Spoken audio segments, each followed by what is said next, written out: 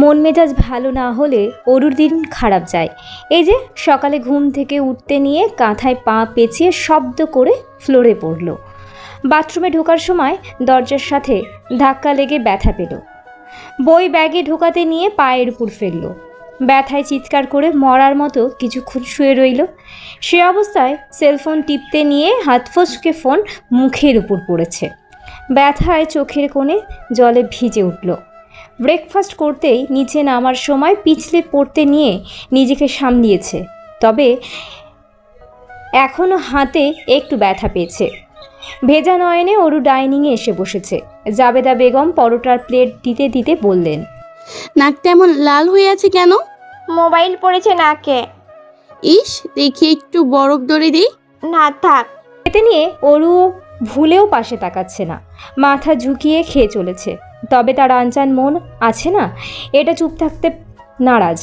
মন জানতে চাইছে তন্ময়কে কেমন লাগছে এবং সে কি পরেছে। আর চোখে তাকিয়ে দ্রুত দেখে নিল তন্ময় আজ সাদা শার্ট কালো প্যান্ট পরেছে। অরু খাবার রেখে উঠে গেল টেবিল থেকে। লোকটাকে দেখলেই অভিমানে তার গলা ধরে আসে।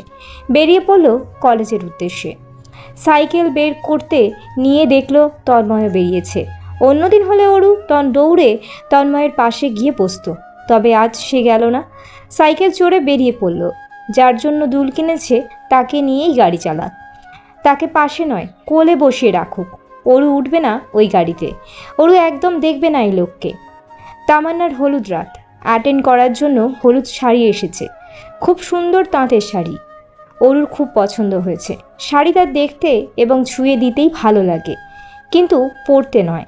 শাড়ি পরতে ভীষণ লজ্জা লাগে। তার উপর শাড়ির হ্যান্ডেল করতেই জানে না। কুচি ধরে হাঁটতে নিলে হেলে দুলে পড়ে যায়, না হলে কুচি খুলে যায়, আঁচলে পড়ে যায়। এই অস্বস্তিকর পরিস্থিতিতে পরতে হবে ভেবে এতটুকু জীবনে হাতে গোনা কয়েকবার শাড়ি পরেছে অরু, তাও মাত্র কিছু সময়ের জন্য। তবে আজ এই সুন্দর শাড়িটা সে পরবে। তাদের বাড়িতে মোট দুটো শাড়ি এবং দুটো পাঞ্জাবি এসেছে। শাড়ি একটা অরুর এবং অন্যটি সাভিয়ার। পাঞ্জাবির বড়টা তন্ময়ের এবং ছোটটা দীপ্তর। অরু নিজের শাড়ি নিয়ে জাবেদা বেগমের কাছে চলে এসেছে। জাবেদা বেগম খুব সুন্দরভাবে শাড়ি পরাতে জানেন। তার শাড়ি পরানোর হাত মাসির সব নারীগণ জাবেদা বেগমের হাতেই শাড়ি পরে থাকেন। অরু তাড়াতাড়ি এসেছে শাড়ি পরতে, না হলে সাবিয়া চলে আসবে নিজের শাড়ি পরতে।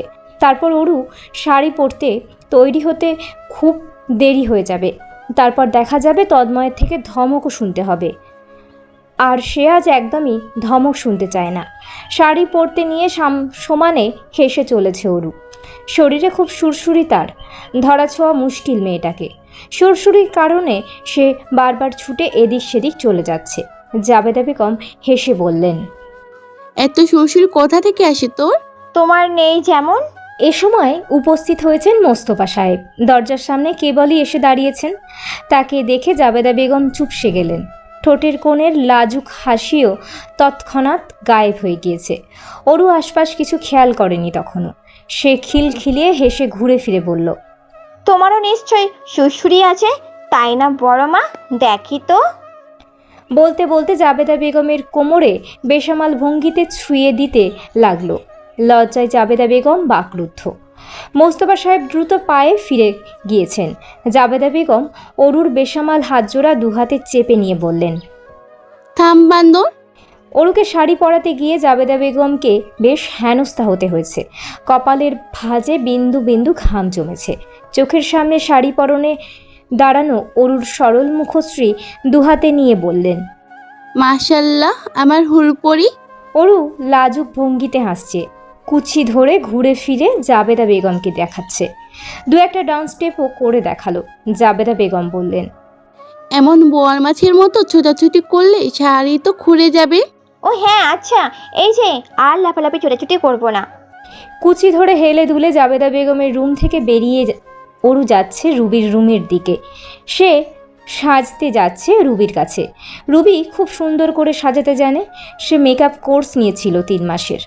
প্রায়শই বাড়ির মেয়েদের সেই সাজিয়ে দেয়, আর অরু বেশিরভাগ সময় তার হাতেই সাজে। অবশ্য অরু নিজেও সাজতে জানে, কিন্তু ওই যে অলসতা নামক একটি বস্তু আছে না, যেহেতু তার কাছের মানুষ আছে সাজানোর জন্য, তাহলে নিজে কেন কষ্ট করবে? রুবি রেগে ফোনে কথা বলছে, কিছু একটা নিয়ে ঝগড়াঝাটি করছে। অরুকে ইশারায় বসতে বলে বারান্দায় চলে গেল। অরু পুরো রুম জুড়ে পায়চারি করে ড্রেসিং টেবিলের সামনে বসেছে। মাথাটা বাঁকিয়ে রুবিকে আরেক দফা দেখে নিল। তার মনে হয় রুবি প্রেম করে। অবশ্য সে এই বিষয়ে বেশ কয়েকবার প্রশ্ন করেছে রুবিকে, কিন্তু কোনো জবাব পায়নি। তাই সে আর এসব পার্সোনাল প্রশ্ন করে না। তবে আন্দাজ করতে পারছে রুবির প্রেমিককে। রুবি কিছুক্ষণ পর কল কেটে ফিরে আসে। অরু আগ্রহ নিয়ে বলল, ইব্রাহিম ভাইয়া ছিল। রুবি চমকে উঠল। পরপর অরুর মাথায় গাঁটটি মেরে বলল, চুপ ফাজিল। আমি সব জানি। Something something. No, nothing nothing. চাচুকে বলে দেব। বলে দেখা, মাইর খাবি, ফ্রি মাইর। সেজেগুজে বেরোতে নিয়ে সামনে পেল আকাশকে। সে অরুকে দেখে মাথায় হাত বুলিয়ে প্রশংসা করে গেল। অরু খুশি মনে আরেকটু সামনে যেতেই আনোয়ার সাহেব সামনে পড়লেন। তিনি মেয়ের কপালে চুমু দিয়ে প্রশংসা করে গেলেন। আজকে অরুকে সত্যিই হুড়পড়ি লাগছে। অরু নিজের রুমে ফিরেছে। এখনও মাগরিবের আজান দেয়নি, অথচ সে এখনই সেজে গুজে তৈরি। জুতো জোড়া পরে আয়নার সামনে দাঁড়ালো। নিজেকে খুঁটিয়ে খুঁটিয়ে দেখতে গিয়ে কান পেতে শুনল দরজা খোলার শব্দ। নিশ্চয়ই তন্ময় এসেছে। এখন মহারাজ তৈরি হবে, তারপর অরুকে পাগল করে দিবে। মন খারাপ করে অরু ধপ করে বিছানায় বসলো। নিত্যদিনই যথাযথ সুন্দর দেখায় তন্ময়কে। যখন কোথাও যেতে তৈরি হয় তখন তো নজর ফেরানোই মুশকিল। এই যে অরু আজ শপথ করেছে নিজেকে, একদম তন্ময়কে ঘুরে ঘুরে দেখবে না, পেছন পেছন দৌড়াবে না। যার জন্য দুল কিনেছে তাকে নিয়েই সুখী হোক ওই ভদ্রলোক। অভিমানী অরুর রুমে হঠাৎ করেই দীপ্ত প্রবেশ করেছে। দীপ্ত হলুদ পাঞ্জাবি পরেছে, নিজের মাথার চুলগুলো দেখিয়ে সুন্দর লাগছে না? তন্ময় ভাই সেট করে দিয়েছে। পারফিউমটা কেমন সুন্দর, তাই না? তন্ময় ভাইয়ের পারফিউম এটা। অরু বুক ভরে পারফিউমের ঘ্রাণ শুকে নিল। এই পারফিউমের ঘ্রাণ শুকলেই তার নিজেকে পাগল পাগল লাগে। মুহূর্তেই চোখের পাতায় চোখ ধাঁধানো তন্ময় ভেসে ওঠে। বুকের বাঁ পাশে হাত চাপড়ে বলল, পারফিউমের ঘ্রাণটা একদম সুন্দর নয়, যা অন্য একটা ইউজ কর। কি বলো? এই পারফিউমের মতো সুন্দর গ্রানের পারফিউম আর হতেই পারে না। তোমার নাকে সমস্যা, বুঝলে? হুট করেই দীপ্ত চোখ যায় অরুর দিকে। এতক্ষণ সে অরুকে খেয়াল করে দেখেনি। অরুর চারপাশে বিড়াল ছানার মতো ঘুরে ফিরে পড়ল। বাহ, শাড়িতে তোমাকে চমৎকার লাগছে, একদম ডিফারেন্ট, কিন্তু কিছু একটা মিসিং মিসিং দেখাচ্ছে। অরু নিজের চোখ মুখ ছুঁয়ে বলল, মিশিং কি মিশিং দেখাচ্ছে? ও হ্যাঁ, কানের দুল কোথায়? কানের দুল পরছো না কেন? অরু গম্ভীর মুখে বলল, পরবো না দুল টুল, কখনোই পরবো না। অরু ভেবে রেখেছে সে আর কখনোই কানের দুল পরবে না। তার কানে দুল সেদিনই থাকবে যেদিন তন্ময় তার জন্য দুল কিনে আনবে। এর আগ পর্যন্ত অরুর জন্য কানের দুল পরা হারাম হারাম এবং হারাম। আচ্ছা ঠিক আছে, তন্ময় ভাইয়া, সাবিহা আপু রেডি, তাড়াতাড়ি আসো। যা আসছে আমি। দীপ্ত যেতেই অরু বিছানায় থাকা প্রত্যেকটা বইপত্রগুলো গোছাতে লাগলো। প্রত্যেকটা বই টেবিলে গুছিয়ে রাখছে। বইপত্র গুছিয়ে বিছানা ঝেড়ে বেরিয়ে পড়ল। অরু সোজা গাড়িতে উঠে বসেছে জানলার সাইডে। সাবিয়া বাইরে দাঁড়িয়ে হাত ঘড়িতে বারবার নজর বোলাচ্ছে। তারা তন্ময়ের অপেক্ষায়। এক পর্যায়ে সাবিয়া অরুকে বলল, দেখ তো গিয়ে ভাইয়া কি করছে। আমি পারবো না, দীপ্তকে পাঠাও। দীপ্তর ওয়াশরুমে পেয়েছে, তুই দেখ না গিয়ে। অরু বিরক্ত হয়ে গাড়ি থেকে বেরোলো। হনহনিয়ে হাঁটা ধরল।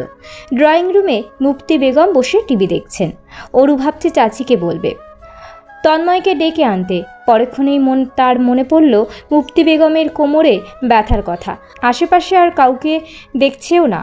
ভুরুজোড়া কুচকে অরু নিজেই সিঁড়ি বেয়ে উপরে উঠেছে। তন্ময় দরজার সামনে এসে দাঁড়াতেই সকল বিরক্তি হাওয়ায় উড়ে গেছে। বুকের ভেতর দিয়ে গেল যন্ত্রণা। এখান থেকে চিরচেনা সেই পারফিউমের ঘ্রাণ শুকতে পারছে এবং বুকের ভেতরে ধুকপুক করছে। নিজেকে সামলে অরু দরজায় টোকা দিল। আপনার হয়েছে তন্ময় ভাইয়া? জবাব নেই। কিছুক্ষণ অপেক্ষা করে দরজা ঠেলে ভেতরে ঢুকলো। অন্ধকার। অন্ধকারে ভয় পাওয়া সেই মুহূর্তে বেরোনোর জন্য পা বাড়ালো। তখনই অনুভব করলো তার হাত কেউ চেপে ধরেছে। মুখমণ্ডলের উপর ঘন ঘন নিঃশ্বাস পড়ছে। অরু ভীত স্বরে ডাকলো। তন্ময় ভাই। জবাব আসেনি, তবে পারফিউমের ঘ্রাণে এবং সুঠামো হাতের স্পর্শে সে নিজের সামনে দাঁড়ানো লোকটাকে চিনে ফেলল। অন্ধকারে হাতড়ে তন্ময়কে দেখার সামান্য চেষ্টা করলো, কিন্তু দেখতে পেল না। হুট করে কানের স্পর্শ পেয়ে কেঁপে উঠল। শরীরে বিদ্যুৎ প্রবেশ করেছে যেন, থরথর করে কাঁপতে চাইছে শরীর। তন্ময় কিছু একটা করছে, কিন্তু কি সেটা অন্ধকারে বুঝে উঠতে পারছে না। কম্পিত কণ্ঠে শুধালো, কি করছেন? প্রশ্নটা করেই অরু ডান হাত কানে ছুটতে নিতেই তন্ময় তার হাত চেপে ধরল। লোকটার এক দুই স্পর্শে অরু মরে যাবার মতো অবস্থা। গলা দিয়ে শব্দ বেরোতে চাইছে না। অনুভব করছে তার কানের ফুটোয় কিছু একটা প্রবেশ করছে। চোখজোড়া বন্ধ করে যতটুকু বুঝতে পেরেছে তা অরু নিজেরই বিশ্বাস হচ্ছে না। থমকে দাঁড়িয়ে থাকা সে উপলব্ধি করল তন্ময় তার হাত ছেড়ে দিয়েছে, তাকে একা রেখে বেরিয়ে গেল। কাঁপা কাঁপা হাতে কান ধরল, তার দু কানে দুল। অরুকে চুপচাপ দেখে সাবিয়া প্রশ্ন করল, কি হয়েছে আমার টিমটিমে? আয়, তুই আমার সাথে বসবি। অরুর পেছনে সাবিয়ার সাথে বসল। সামনে তন্ময় আর দীপ্ত। সাবিয়ার চোখ আচমকাই অরুর কানে চলে গেল। পাথরের দুলটা অরুর কানে ঝলমল করছে। দুলজোড়া পর্যবেক্ষণ করে বলল, ওরু, তুই এই কানের দুল কখন কিনেছিস? কি প্রিটি, আমার জন্য নিব। দীপ্ত ঘুরে তাকিয়েছে। তুমি না বললে আর কখনোই দুল পড়বে না। অরু দুটো প্রশ্নের সম্মুখীন হয়ে মাথা ঝুঁকিয়ে রাখল। তার কাছে এই প্রশ্নের কোনো প্রকার জবাব নেই। সে আপাতত এখন স্তব্ধ, বিমূঢ়। তার সঙ্গে যা হয়েছে সব কিছু একটা ইলিউশন মনে হচ্ছে। এখনও বিশ্বাস করতে পারছে না। তন্ময়ের ব্যাগে থাকা ওই দুলজোড়া তন্ময় নিজ হাতে তাকে পরিয়েছে। নিজ হাতে, তার মানে কি দুলজোড়া তার জন্যই এনেছিল? ভাবতেই অরুর সর্বাঙ্গ জুড়ে শিহরণ বয়ে গেল। আর চোখের সামনে তাকালো। তন্ময় শান্ত শিষ্ট ভঙ্গিতে গাড়ি চালাতে ব্যস্ত। অরুর অভিমানগুলো ধুয়ে মুছে সাফ হয়ে গিয়েছে। বুকের ভেতর ভালো লাগা বিচরণ করছে। কমিউনিটি সেন্টারের সামনে থেমেছে গাড়ি। ভেতরে তামান্নার বাবা করিম মিয়া দাঁড়িয়েছিলেন। তন্ময়দের দেখতেই এগিয়ে আসলেন আপ্যায়নের জন্য। ভেতরে নিতে নিতে কথাবার্তা বলছেন। অরু সাবিয়ার হাত ধরে আছে। তাদের নিয়ে বসতে দিয়ে তবেই ফিরেছেন করিম মিয়া। তামান্না তখন স্টেজে বসে, তাকে হলুদ লাগানো হবে কিছুক্ষণের মধ্যে। আপাতত স্টেজের নিচে দলভুক্ত হয়ে নাচছে তামান্নার কাজিনরা, সেগুলো ভিডিও করছে ক্যামেরাম্যান। সাবিয়া আর্যকে চারপাশে নজর ঘোরাচ্ছে। অয়ন কোথায়? ছেলেটা কি আসবে না? একটা কল দিবে? সাবিয়ার মন আনচান করছে। কল দিবে করে দিচ্ছে না। হুট করে পাশ থেকে চেনা পরিচিত কণ্ঠের স্বর শুনতে পেল। পাশে ফিরতেই অয়নকে দেখতে পেল। তন্ময়ের সাথে কথা বলছে। সাবিয়ার দিকে তাকাচ্ছেও না। অবশেষে ভেবেচিন্তে অয়নকে একটা মেসেজ করল। রেগে ওদিকে স্টেজ থেকে তামান্না ইশারায় সাবিয়াকে ডাকছে। মেসেজটা করেই সে ওদিকটায় চলে গেল। তামান্নার কপালে একটুখানি হলুদ লাগানো। সে সেটা টিস্যু দিয়ে মুছতে নিয়ে বলল, আমি তো ফেঁসে গেলাম। এখন তুই কবে ফাঁসবি? নাকি সিঙ্গেল থেকে আমাকে পড়িয়ে ছাড়খাড় করে দিবি? সাবিহা হাসার চেষ্টা করে তামান্নার পাশে বসলো। বিয়ে শাদির আলাপ আলোচনা শুনলেই শরীর কাঁপে আজকাল। ভেতরে ভীষণ যন্ত্রণা হয়। একরাশ ভয় তাকে ঝেঁকে ধরে। অয়ন খুব ভালোভাবে সাবিহাকে নিজের সাথে জড়িয়ে নিয়েছে। এখন চাইলেও নিজেকে ছাড়াতে পারছে না, পারবেও না বোধহয়। নজর পুনরায় অয়নের দিকে গেল। ফোনটা মুখের সামনে ধরল। মেসেজের রিপ্লাই এসেছে। রাগলেই বাকি। সাবিহা মাথা ঝুঁকিয়ে হাসলো। তড়িৎ গতিতে জবাব দিল, আমাকে আর ভালো লাগে না, সেটা বলো। অয়নের জবাব এলো না। সাবিয়া কিছুক্ষণ অপেক্ষা করছে, কিন্তু রেসপন্স আসেনি। চারপাশ খুঁজে অয়নকে দেখতে পেল। দূরের দেওয়ালে হেলান দিয়ে তার দিকেই তাকিয়ে আছে। পরপর মেসেজ এলো টুং শব্দ করে। এই দিকটায় আসুন। সাবিয়া সংকোচ করছে, যাবে কি যাবে না। তন্ময় কথা বলছে তামান্নার বড় ভাইয়ের সাথে। অরু আর দীপ্ত ব্যস্ত নাচ গান দেখতে। সবাইকে ব্যস্ত দেখে সাবিয়া ধীরে সুস্থে গেল নিরিবিলি করিডোরের দিকটায়। অয়ন দাঁড়িয়ে আছে পিঠ ঠেকিয়ে। সাবিয়া পাশে গিয়ে দাঁড়ালো। কি বলবে বা করবে বুঝতে পারছে না। অয়নও আগ বাড়িয়ে কিচ্ছু বলছে না। তাকে ডেকে এনে এভাবে নিশ্চুপ হয়ে থাকার কোনো মানে আছে? অয়ন চোখ জোড়ার সামনে নিবদ্ধ রেখেই বলল, আপনাকে তুমি করে বললে মাইন্ড করবেন না। আচমকা অয়ন হুড়মুড়িয়ে অপ্রস্তুত সাবিয়ার খুব কাছে এসে দাঁড়ালো। সাবিয়া পিছু আসার সময় অবধি পেল না। দুজনের মধ্যে ঘনিষ্ঠতা বাড়ল, নিঃশ্বাস প্রখর হলো। ভালো লাগা খুব সাধারণ শব্দ সাবিয়া, আমি তোমাকে ভালোবাসি। সাবিয়ার হৃদয় কেঁপে উঠল। অয়নের মুখে তুমি শোনাটা যেন নেশা, আরও ভালোবাসি শোনাটা যেমন ঔষধ। মারাত্মকভাবে তার হৃদয় কাঁপছে। ফ্যালফ্যাল নয়নে তাকানো সাবিয়ার নাকের ডগায় অয়ন হুট করেই চুমু খেয়ে বসল। দুষ্টু হেসে সাবিয়ার কানের কাছটায় মুখ নিল, গম্ভীর স্বরে বলল, শাড়িতে খুব সুন্দর লাগছে, ইচ্ছে করছে তোমার অদৃশ্যমান পেট ছুঁয়ে দিই, সেখানে আমার হাতের ছাপ বসাই, কিন্তু এই ভুল আমি আপাতত করছি না, পরে দেখা যাবে। তুমি তো কথাই বলছো না। সাবিয়া রেলিংয়ের সাথে লেপ্টে আছে। ঘন ঘন নিঃশ্বাস নেওয়া সেই চোখ জোড়া শক্ত করে বুঝে রয়েছে। ভেতরটা অস্থির আচরণ করছে, তোলপাড় করছে সব কিছু। হলুদের প্রোগ্রাম থেকে ধরে অরু কানে দুল পড়েছে। 2 দিন হয়ে গিয়েছে। এত বড় বড় দুল কানে 24 ঘন্টা পড়ে থাকে নাকি? কিন্তু তবুও অরু পড়েই থেকেছে। তন্ময়ের পরিয়ে দেওয়া এই দুল সে জীবনে আর খুলবে না শপথ করেছে। এখন কান ছিঁড়ে পড়ে যাক, না হলে পচে যাক। সুমিতা বেগম কান টেনে অরুকে রুমে নিয়ে এনেছেন। কানের দুলজোড়া খোলার চেষ্টা করছেন, কিন্তু খুলতে পারেননি। অরু বোয়াল মাছের মতো নড়ে চড়ে পালিয়ে এসেছে। পালাতে নিয়ে সামনে পড়ল আনোয়ার সাহেব। আনোয়ার সাহেবের হাতে 3টা কামিজ, সেগুলো অরুর হাতে দিয়ে বললেন, 2টো আপুদের দিয়ে একটা তুমি নিয়ে নাও। আনোয়ার সাহেব প্রায়শই এটা সেটা নিয়ে আসেন মেয়েদের জন্য। বলা যায় এ বাড়িতে একজনের জন্য কিছু আনা হয় না, সবাইকে নিয়ে কাপড় চোপড়, খাওয়া দাওয়া, ইভেন ঘোরাঘুরিও করা হয়। অরু সাবিয়ার রুমে একটা কামিজ এবং রুবির রুমে একটা কামিজ রেখে 3য়টা সে নিজের রুমে নিয়ে এসেছে। কাল সকালেই বানাতে দিয়ে আসবে। সিলেটে অরু এই কামিজ পরেই যাবে। সন্ধ্যায় তন্ময়ের কাছে পড়তে বসে অরু বারংবার কানের দুলজোড়া ঘুরিয়ে ফিরিয়ে দেখাচ্ছে, কিন্তু তন্ময়ের কোনো সারা শব্দ নেই। সারা শব্দ কেন করছে না?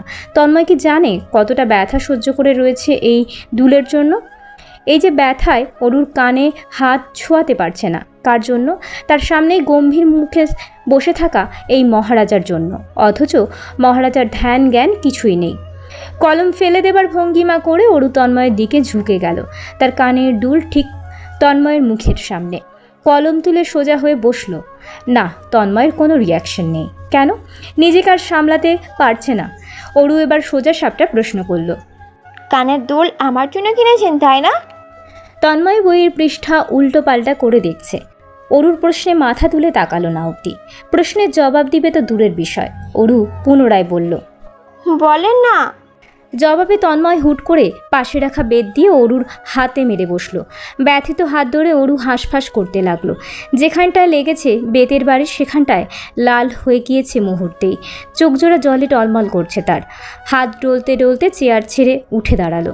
সে এখনই চলে যাবে, কিন্তু তন্ময়ের বস শুনে পুনরায় বসে পড়ল নিজের জায়গায়। এবার মনোযোগ পড়াশোনায় দেবার চেষ্টা করছিল। হঠাৎ তন্ময় হাতের কলম রেখে অপ্রস্তুত অরুর দিকে নজর রেখে বলল, এইসব এখনো পড়ে আছিস কেন? সুন্দর লাগছে না? খোল। না, খুলবো না। তন্ময় শান্ত চোখে তাকিয়ে রইল। তন্ময়ের শান্ত নজর অনেকটা সাদা ফকফকা আকাশ থেকে হুট করে বজ্রপাত শুরু হয়, ঠিক তেমনটাই লাগছে। অরুর ঘাড়ের পশম দাঁড়িয়ে গিয়েছে। এভাবে তাকিয়ে থাকার কি আছে? চোখ নামিয়ে অস্পষ্ট স্বরে বলল, আপনি খুলে দিবেন? অরু ভেবে রেখেছে তন্ময় আকাশ ফাটিয়ে ধমক দিবে, না হলে মুখ ঘুরিয়ে ফেলবে, তাকে পাত্তাই দেবে না। কিন্তু আজ তাকে ভোরকে দিয়ে তন্ময় বলল, সামনে। অরু উঠে এসে তন্ময়ের সামনে দাঁড়ালো। চেয়ারে বসে তন্ময় তার মাথার সমান, কত লম্বা। অরুর কানে তন্ময়ের আঙুল লাগাতেই অরু অস্পষ্ট স্বরে আর্তনাদ করে উঠল। কান দুটো লাল হয়ে গিয়েছে, বিষদায়ক যন্ত্রণায় যেন। তন্ময় দাঁতে দাঁত চেপে অরুকে ধমকাতে নিয়ে নিজেকে সামনে নিল। খুব নরমভাবে খোলার চেষ্টা করছে। অরু তখন ভ্যাবলার মতো তন্ময়ের গম্ভীর মুখশ্রী পর্যবেক্ষণ করতে ব্যস্ত। তন্ময়ের ডান হাতে একটা লাল তিল খুব আকর্ষণীয়ভাবে ফুটে আছে তার উজ্জ্বল মুখমণ্ডলে। হুট করেই সেটা ছুঁয়ে দিতে ইচ্ছে করছে তার। অরুর ইচ্ছে করছে সেটা ছুঁয়ে দিতে, এবং সে হুট করে তিলটা ছুঁয়ে দিল। ছুঁয়ে নিজেই কেঁপে উঠল। তন্ময় কিছুই বলল না। সে তখন সিরিয়াস হয়ে অরুর দুল খুলছে। তন্ময় কিছু বলছে না বলে অরু আরও সাহস পেয়ে বসলো। মুহূর্তেই মনে আরেকটি ইচ্ছে জাগলো। এখন ইচ্ছেটাকে পূর্ণতা দেবে নাকি না। দোটানায় ভুগতে থাকা তার চোখ জোড়া তখনও তন্ময়ের চেহারায়। বুকের ধুকপুকানি অগ্রাহ্য করে অরু দ্রুত গতিতে তন্ময়ের তিলের জায়গাটিতে চুমু খেয়ে বসল। তন্ময়ের দুল খুলতে থাকা হাতটি কিছুক্ষণের জন্য থেমে গেল। পিন পতন নীরবতা চারিদিকে, শুধু অরুর ঘন ঘন নিঃশ্বাস নেওয়া শোনা যাচ্ছে। বুকের ভেতর তোলপাড় করতে থাকা হৃদয় বিস্ফোরণ ঘটাবে যেমন। কিছুক্ষণের জন্য মস্তিষ্ক হারিয়ে এহেন কাজ করে অরুর ভয়ে গুটিয়ে আছে। দৌড়ে যে পালাবে তাও অসম্ভব। ভয়ে ভয়ে পুনরায় তাকালো তন্ময়ের দিকে। তন্ময় তখন তার বাম কানের দুল অরুর দিকে না তাকিয়েই গম্ভীর স্বরে বলল, মায়ের খাবি? না না না, আর করব না। মুখে এক বললেও অরুর মন বলছে এই সুযোগে তন্ময়ের পুরো মুখ জুড়ে চুমু খেয়ে নিতে। এই যে এইভাবে গম্ভীর মুখ করে বসে আছে, এই গম্ভীর মুখ দেখলেই তার প্রেম প্রেম পায়, ইচ্ছে করে। আসতে ব্যথা পায়। অরু এতক্ষণ প্রেমের নদীতে ডুবেছিল বলে ব্যথা নামক অস্বস্তি ভুলে বসেছিল। এখন যখন বাস্তবে ফিরেছে তার চোখ ভিজে উঠেছে। আপনি ইচ্ছে করে ব্যথা দিচ্ছেন। পরপর অনুভব করলো তন্ময়ের শক্ত হাতের সেই নরম স্পর্শ। যেমন একটু আগে ব্যথা দেওয়া লোকটা ইনিই নয়। অরু ভেজা নয়নে তাকিয়ে রইল, ব্যথিত কণ্ঠে ডাকলো, তন্ময় ভাইয়া, এই যে তন্ময় ভাইয়া, কথা বলবেন না? আচ্ছা, আর এমনটা করব না। আমার কি দোষ বলুন? সব দোষ আপনার গালের তেলটা। এটাই আমাকে বারবার ডাকছিল। এই তেলটাকে শাস্তি হিসাবে একটাই চিমটি দিয়ে দিই। অরু চিমটি দেবার সুযোগ পেল না। পূর্বেই তন্ময় তার গাল শক্ত করে টেনে ধরেছে। গালের ব্যথায় অরু আর্তনাদ করে উঠল। সাদা গাল লাল করে দিয়ে তন্ময় চলে গেল। অরু গালে হাত চেপে অশ্রুসিক্ত নয়নে দাঁড়িয়ে রয়েছে। আলগোছে ঠোঁটে আঙুল ছুঁয়ে দিল। পরপর লজ্জায় গাল দুটো তার লাল হয়ে গেল। বোকার মতো হেসে ভাবতে বসলো, এইভাবে তন্ময় তো তাকে চুমু খেতে পারে। সে খুব করে চায় তন্ময় তাকে চুমু খাক, আদর করুক। কেন করে না? একটি দৈনন্দিন প্রবাদ চারপাশে ঘুরঘুর করে। সেটা হলো আমরা তাদের পাত্তা দেই না যারা আমাদের পাত্তা দেয়, আমরা তাদেরই পাত্তা দেই যারা আমাদের পাত্তা দেয় না। এই প্রবাদটি আজকাল অরুর মস্তিষ্কে ঘুরপাক খাচ্ছে যন্ত্রের মতো। তন্ময় তাকে পাত্তা দেয় না, অথচ তার তন্ময়কেই চাই। এই জন্য আজ সে কিছুতেই ঘুমাতে পারছে না। চোখ বুঝলেই তন্ময়কে দেখছে, চোখ খুললেও তন্ময়কেই দেখছে। বিরক্তি নিয়ে উঠে বসলো। জানলা দিয়ে দমকা বাতাস আসছে। আধার রাতের আকাশে চাঁদের রাজত্ব চলছে। ছোট ছোট তারারা যেমন সৌন্দর্যের প্রতীক চাঁদকে পাহারা দিচ্ছে।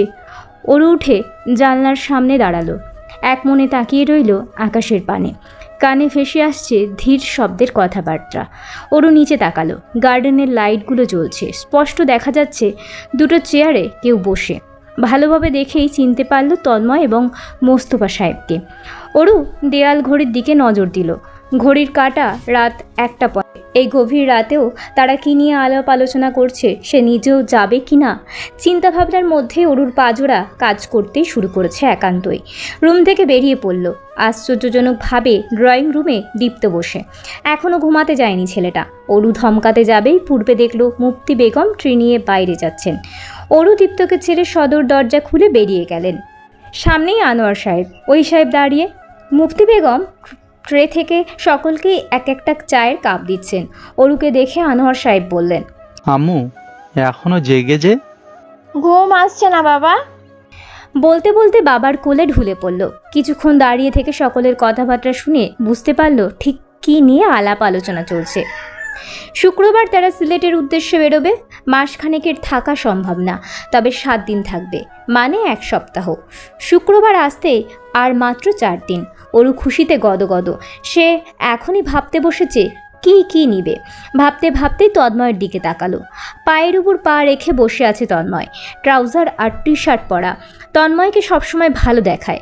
সন্ধ্যায় করা নিজের কাজটি মনে করে অরুর গাল দুটো লাল আভায় রাঙিয়ে গেল। বারংবার চোখের সামনে ভেসে উঠল চুমু খাওয়ার দৃশ্যটি। বলতেই হয় তার ভীষণ সাহস। অবশ্য সাহস রাখতেই হয় এমন পুরুষকে পছন্দ করলে।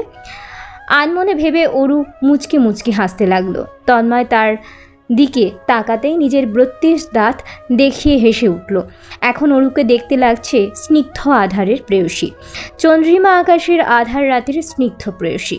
সাবিয়া বড়সড় একটি ভুল করে ফেলেছে। ভুলটা হচ্ছে অয়নকে তুমি করে তাকে সম্বোধন করতে দেওয়া।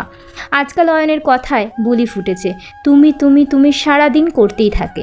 তুমি সম্বোধন করে সাবিয়ার হৃদয় নিয়ে খেলছে এক প্রকার।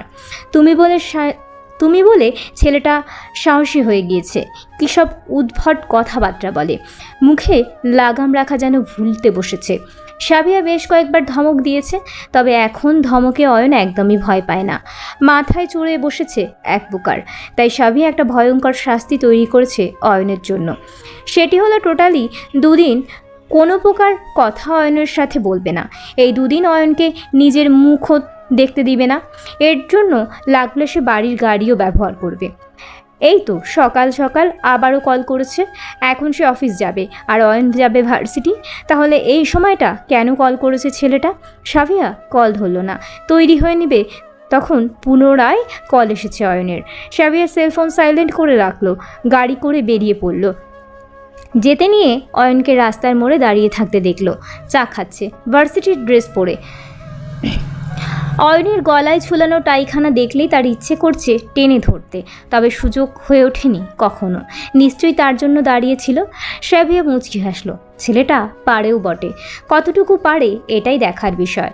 সন্ধ্যায় অফিস বেরোনোর সময় সাবিয়া টপ ফ্লোরের জান্নাত দিয়ে নিচে তাকালো। তার অনুমান মতে অয়ন দাঁড়িয়ে আছে, আজ স্টেশনের সামনে নয়, তার অফিসের সামনে দাঁড়িয়ে।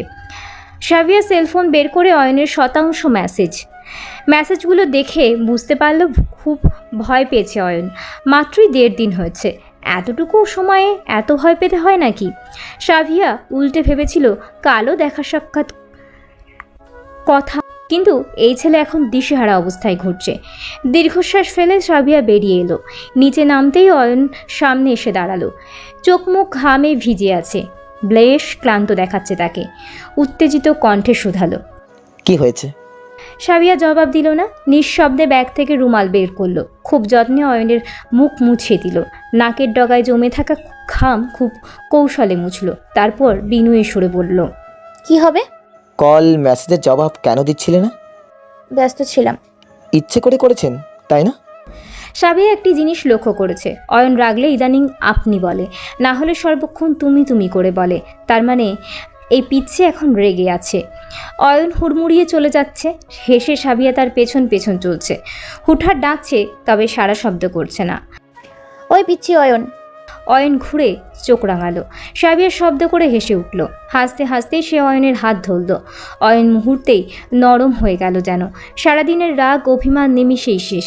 আর চোখে সাবিয়ার হাসি মুখ দেখে শান্তি অনুভব করলো। তবে পিচ্ছি ডাক তার মোটেও পছন্দ হলো না। একদম পিচ্ছি বলবে না।